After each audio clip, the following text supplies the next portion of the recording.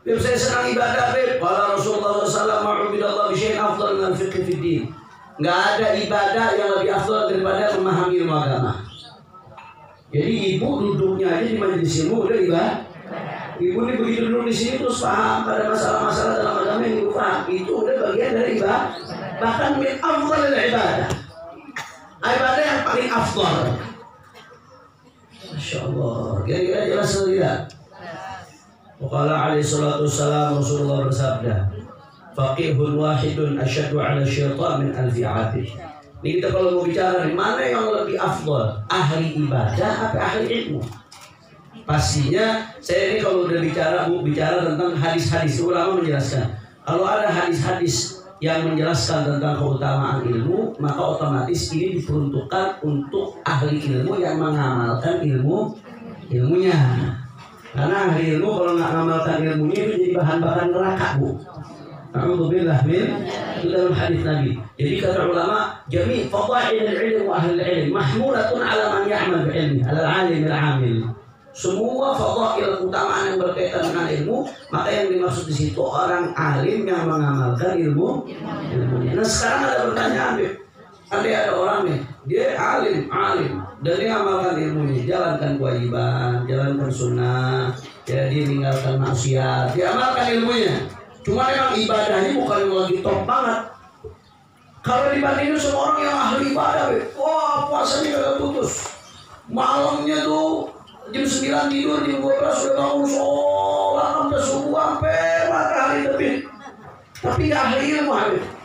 Ada orang ahli ilmu ibadah, menjalani sunnah yang wajib, tapi ibadahnya ya sedang-sedang aja dah, standar-standar aja. Mana yang lebih afdal?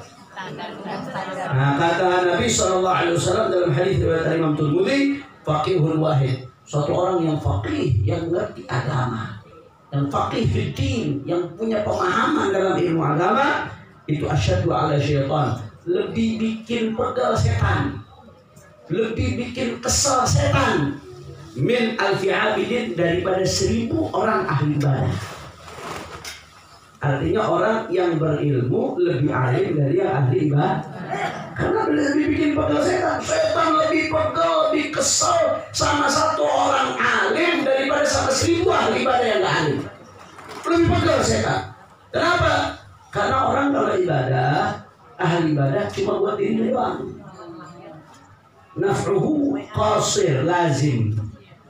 Manfaatnya dia buat dirinya, pahalanya buat dirinya.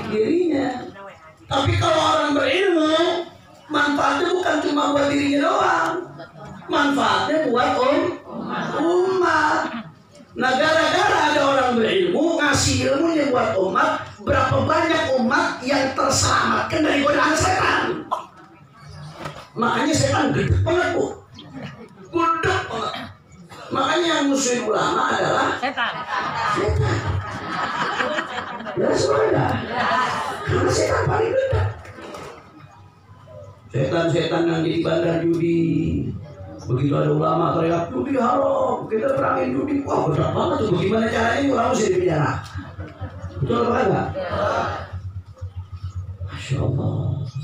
Setan benar banget. Tadi kenapa? Karena ulama menjadi penyebab hamba-hamba Allah terhalang dari godaan setan. Setan punya visi misi. Apa visi misi setan? Bagaimana caranya sebanyak mungkin anak cucu Adam masuk neraka? Itu visi misi setan. Dia udah bersumpah bukan Allah Subhanahu wa Ta'ala. Ketika setan diusir dari surga, iblis diusir dari surga, dia sumpah sampai akhir zaman, saya bakal goda itu anak-anak Adam.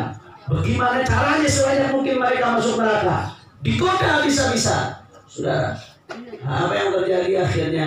Tahu-tahu datang orang alim ngajarin, ini loh yang wajib, ini loh yang haram, ini loh yang sunnah. Ayo jaga hati, ayo cari ridho Allah, ayo begini, ayo begitu. Alim datang, dia dakwah, dia menggagalkan visi misinya setan. Wajar nggak setan kesal? Wajar. Makanya yang dekat sama ulama berarti setan. Apalagi yang musuhin ulama berarti setan. Apalagi yang ngerjain ulama mulu setan. Yang setan.